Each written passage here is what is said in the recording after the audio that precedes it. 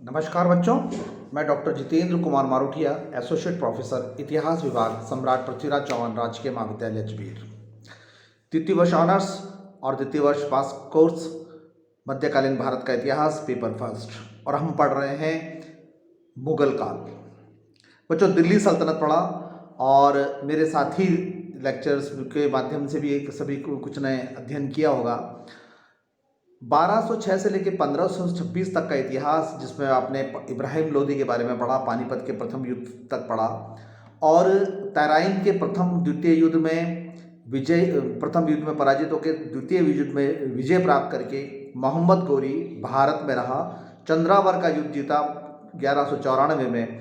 1206 में उसके एक दास कुतुबुद्दीन ऐबक ने दास वंश की स्थापना की। तदुपरांत दास वंश 1290 से खिलजी वंश, 1320 से तुगलक वंश, फिर सैयद वंश, लोदी वंश, इन सब ने दिल्ली सल्तनत पर राज किया और अंतिम लोदी सम्राट इब्राहिम लोदी को पानीपत के प्रथम युद्ध में पराजित करके मध्य एशिया फरगना से आए हुए चुगताई तुर्क के फरगना के शासक बाबर ने पराजित किया और भारत में मुगल साम्राज्य की नींव डाली।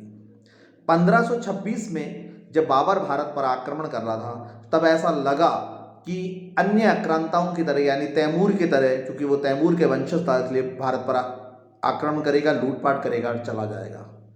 स्थितियां विपरीत हुई। 4 वर्ष के शासनकाल में 4 बार उसने युद्ध किया और चारों ही युद्ध में विजयी रहा और तदुपरांत उस मृत्यु को प्राप्त हो गया। मैं अपने मैं मध्य मुगल काल के इंट्रोडक्शन के बारे में पढ़ा रहा हूँ कि आपको कौन से बिंदु महत्वपूर्ण है। मध्यकाल का इतिहास इस्लामिक सत्ता का इतिहास है, इसलिए कहीं कहीं पर मैंने आपको राजस्थान का इतिहास में भी मेरा कई वीडियो आपने देखा होगा तो उसमें बताया होगा कि दिल्ली सल्तनत और राजपुताना भौगोलिक दृष्टि से बहुत पास पास में है, और जब वे दोनों पास में हैं तो उस समय जब साम्राज्य विस्तार की भावनाएं महत्वाकांक्षा रखती, और एक राजा महत्वाकांक्षा रखता है साम्राज्य विस्तार की, और प्रायोरिटी पर रहता है कि साम्राज्य की सुरक्षा की जाए, साम्राज्य का विस्तार किया जाए, उस मध्यकाल में राजस्थान और दिल्ली के बीच में बहुत अधिक संघर्ष रहता है, और ये संघर्ष कभी समन्वय, कभी सहयोग और कभी संपर्क में बदलता रहता है। और इन 700-800 साल के इतिहास में, यानी औरंगजेब के उत्तराधिकारी के संबंध में और नादिर शाह के आक्रमण 1739 तक, और उसके बाद में भारत में यूरोपियन जातियों के आगमन तक, ये जो समय रहा पूरा, ये राजपूतानों के साथ में बहुत संबंध का रहा। संबंध में किसी भी दृष्टिकोण से नकारात्मक और सकारात्मक हो सकते हैं, लेकिन संबंध लगातार सतत रूप से जारी रहे। अब इस बात में मैं मुगल काल के इतिहास में हमको पढ़ना क्या है और हमको विशेष रूप से अध्ययन कहाँ करना है, फोकस करना, एक परिचयात्मक रूप में मैं आपको ये बता रहा हूँ। बाबर का हमको पढ़ना है, और जब बाबर हम पढ़े बच्चों तो क्वेश्चनरी मेथड से बात कर रहा हूँ मैं आपको। 4 युद्ध उसके हैं, पानीपत, खानवा, घाघरा, चंदेरी। उसकी अपनी पुस्तक लिखी, एकमात्र पुस्तक बाबरनामा तुर्की भाषा में लिखी गई। और उसके बाद हुमायूं बैठे 1530 से लेके 1556 तक, जिसके 2 चरण रहे, 1530 से 1540, और फिर उसका निर्वासन काल रहा 1540 से 1555, और 1555 से 1556 पुनः सत्ता प्राप्ति हुई, और 1556 में वे मृत्यु को प्राप्त हो गए, और उनका बेटा जलालुद्दीन मोहम्मद अकबर, जो हमीदा बानो का बेटा था, हुमायूं और हमीदा बानो का बेटा था, वो गद्दी पर बैठा, और 1556 से लेकर 1605 तक अकबर ने राज किया।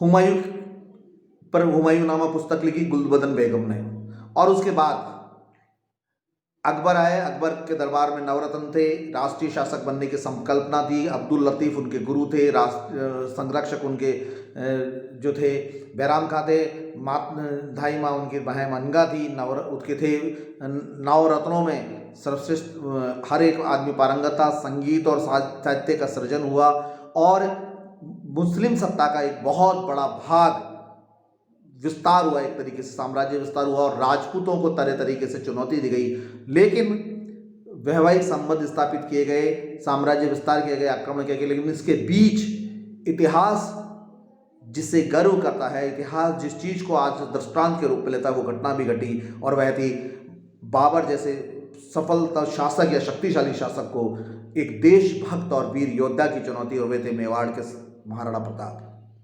हल्दी घाटी का युद्ध, और उसके बाद 20 वर्षों तक माफ करिएगा, अकबर जैसे सफल शासक के, और अकबर के जो हाथ नहीं आना, महाराणा प्रताप का, और 20 वर्ष तक महाराणा प्रताप उनके हाथ नहीं आए और अंततः वह स्वतंत्र रूप से इस दुनिया से विदा कर गए। तो ये जो एक पूरा भाग है, ये अध्ययन हम 1605 तक करेंगे।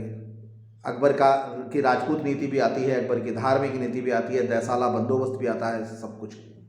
उसके बाद 1605 से लेकर आगे तक का अध्ययन आता है जहांगीर का, जहाँ 1628 तक रहा, और जहांगीर के समय में हम देखते हैं कुछ समय बाद में उसकी जो थी नूरजहाँ, उसका शासन रहा, और जहांगीर के नाम से ही चालू रहा, लेकिन सत्ता हुई जहांगीर के समय। अंतिम समय में कुछ विद्रोह भी हुए। 1615 की मेवाड़ मुगल संधि हुई, और फिर उसके बाद शाहजहाँ आए, और शाहजहाँ के समय में स्थापत्य अपनी चरम सीमा पर रहा।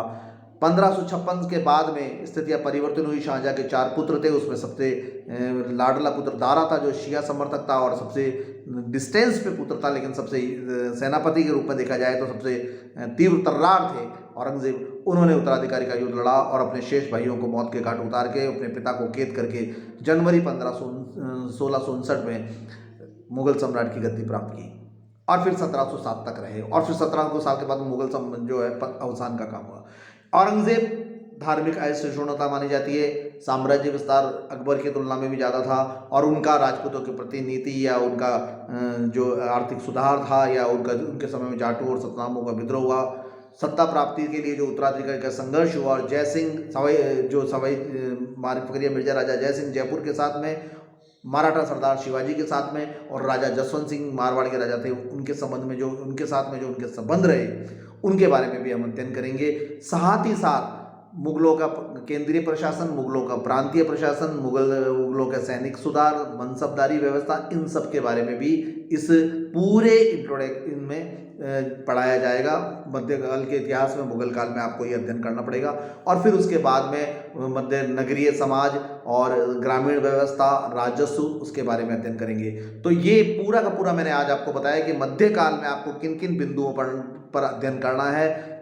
1526 में बाबर के युद्ध के है, और प्रत्येक युद्ध के कारण और परिणाम और महत्वपूर्ण घटनाओं को आपको फोकस करना है, ताकि इतिहास, राजनीतिक इतिहास समझ में आ सके। और जब आपको राजनीतिक इतिहास समझ में आ जाएगा तो उस समय के सामाजिक, आर्थिक और प्रगति और अवसान के, और उस समय का जो एक सोशल स्ट्रक्चर था, सामाजिक ढांचा किस प्रकार का था, उसका भी आप हमको एक तरीके से अध्ययन पूरा हमारे दिमाग, मस्तिष्क में क्लियर हो जाएगा। तो बच्चों, आज मैंने इंट्रोडक्शन रूप में ये पढ़ाया है, और आगे हम बाबर एक मुगल साम्राज्य का संस्थापक था, इस कोटेशन को सिद्ध करते हुए अध्ययन करेंगे। धन्यवाद।